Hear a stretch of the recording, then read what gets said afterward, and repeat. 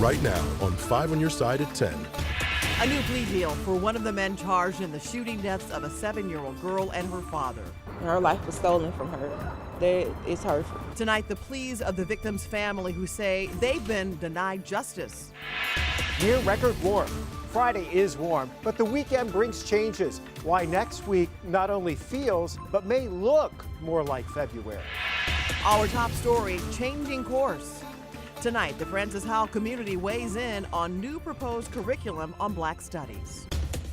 Tonight's discussion comes just weeks after the school board reversed its controversial decision to remove the original coursework. Good evening, everyone. I'm Kelly Jackson. And I'm Mike Bush. Tonight's school board meeting just wrapped up moments ago. 5 on Your Side's Laura Barczewski was there, and she joins us now live. Mike and Kelly, this was the first reading of this new Black Studies curriculum, so there was no vote tonight. But the parents and taxpayers I talked to are still largely upset with the new coursework. Several months ago, the Francis Howell Board of Education removed the 2 Black Studies electives because of their concerns about political bias in the previous curriculum. The school board's actions have been heavily scrutinized by students, parents, and taxpayers. It's been concerning, truly, to see a particular agenda being pushed. I think it should be first and foremost what's best for our kids, what's best for our students. And I don't see that happening, and I don't see us being heard. Students staged various protests, walkouts, and even hosted a discussion about the issue. The board indicated they would only support reinstating the courses with a, quote, politically neutral curriculum. A spokesperson for the Francis Howell School District says the new curriculum for the Black Studies classes will be voted on in March, saying, quote, we're grateful for the many educators who have been involved in the important work of reviewing these courses and providing thoughtful revisions, and to the patrons who have provided input this far. Only one person at the meeting spoke in favor of the board's actions and the new program of studies. You supported a new, robust Black history curriculum while rescinding the divisive Southern poverty, loss, and social justice of the old curriculum. Parent Amy Easterling says while the new Black literature curriculum doesn't seem much different, the Black history course is very different. Before, it was a topical class. Now it's organized chronologically. One thing I also noticed is if you read the description of the new curriculum, the word racism is never, ever mentioned. I understand that our administration is possibly in a bind with this board and they're trying to get something done that'll get approved, but I don't understand how you can talk about Black history without acknowledging that racism in this country has existed and does still exist today. The district urged the Francis Howell community to go over all of the courseworks that were submitted and send in comments to the school board or the administration. They are going to vote on this curriculum in March. Reporting live in O'Fallon, Laura Barczewski, 5 on Your Side. Developing tonight, crews working to repair a rupture in a natural gas line that led to the evacuation of homes and businesses in Columbia, Illinois. This happened in a half-mile radius around Columbia High School on Illinois Route 3. We're told the leak has been contained. The area has reopened. Ameren, Illinois is assisting the natural gas supplier as they continue to make repairs. An emotional prayer vigil tonight for an Alton girl shot in her head over the weekend. 13-year-old Renaya Stewart remains in the hospital. New tonight, Robert Townsend takes us to the somber event as the community continues to rally around the teen and her family. From the very beginning, you could feel the pain. The senseless act of violence has brought us all together to unify us. And the outrage so many in Alton are feeling after hearing what happened to 13-year-old Renaya Stewart. And it's time for mothers to stand up and fight for our children. Police say last Saturday afternoon, Renaya was standing on the front porch of a family member's home near Highland Avenue and Silver Street when she was shot in her head. Every day, thinking about my daughter laying in the hospital bed. Rodney Stewart's innocent daughter has been in critical condition ever since. So hurt, I don't know if to turn this into anger. I really can't let it go. Renaya is the oldest of 2 and a 7th grader at Mark Twain Elementary School. On this night, more than 200 people returned to the shooting scene to share fond memories of the sweet girl they all love. Hopefully she makes it. 12-year-old Gunnar Morgan calls Renaya a great friend. She's nice, kind, she could be funny. Her two teachers praised their caring student who's a big TikTok fan. It's just a joy to see her in that light, and that's how we're going to keep it in that light.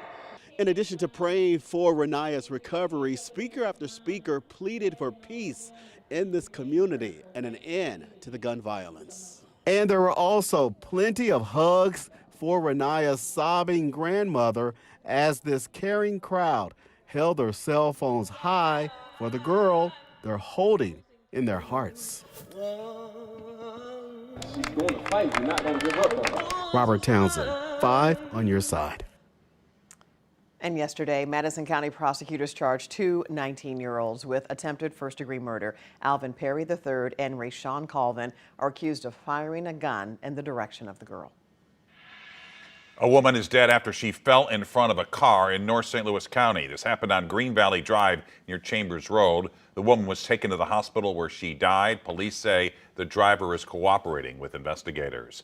Tonight, a Wendy's employee is accused of stealing a drive-through customer's car during an argument and hitting him with it. This happened Monday at the Wendy's off Page in 170 in Overland.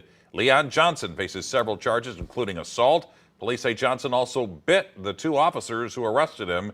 He's in jail tonight on a $500,000 cash-only bond.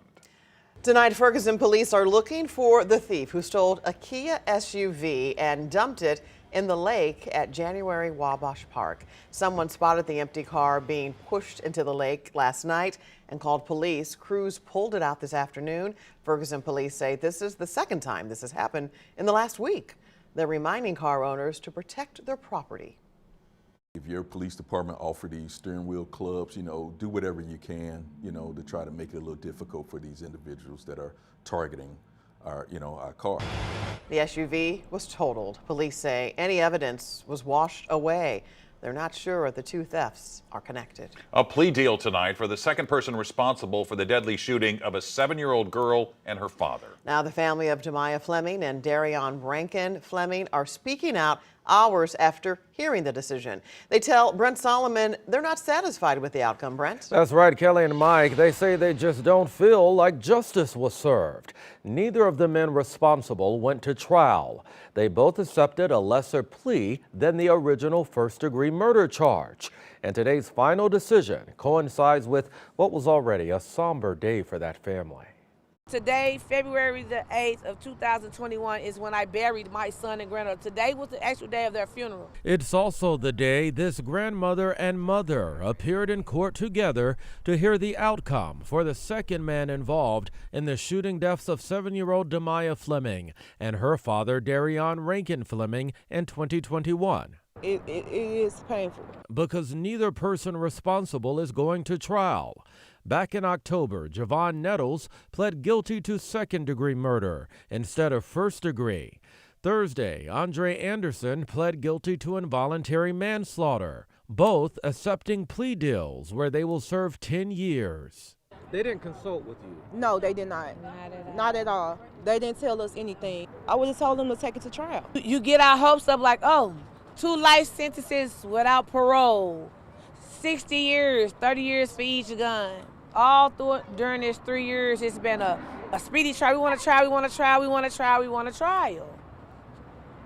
Now it's time for a trial, you don't want one. After Nettles' plea, we heard from Circuit Attorney Gabe Gore. I believe that the outcome of a 10-year sentence is perfect. It's certainly not perfect justice.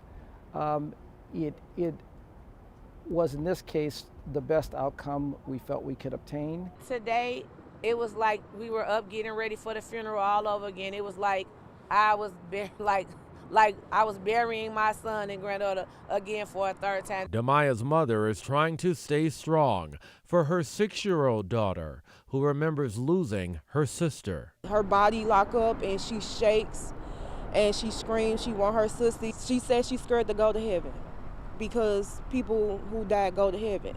She don't want to die. Demaya's grandmother says she will continue advocating for other families affected by violence in hopes of getting them to justice and healing. A St. Charles County father is inviting everyone to come out and celebrate his fallen Marine son and raise money for a good cause. Lance Corporal Jared Schmitz was one of 13 U.S. service members killed in the Abbey Gate bombing in Afghanistan in 2021. February 25th would have marked Jared's 23rd birthday. This year marks the third year of the Freedom 13 pub crawl in his honor.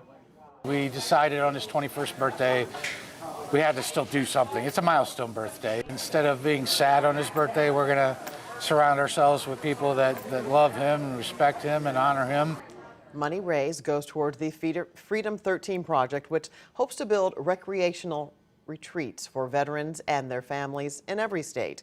For more information, look for this story in the As Seen on TV section at KSTK.com. Just hours ago, a new tribute to former Missouri Governor Mel Carnahan was dedicated in Jefferson City. A bronze bust now stands in the Carnahan Memorial Garden near the governor's mansion.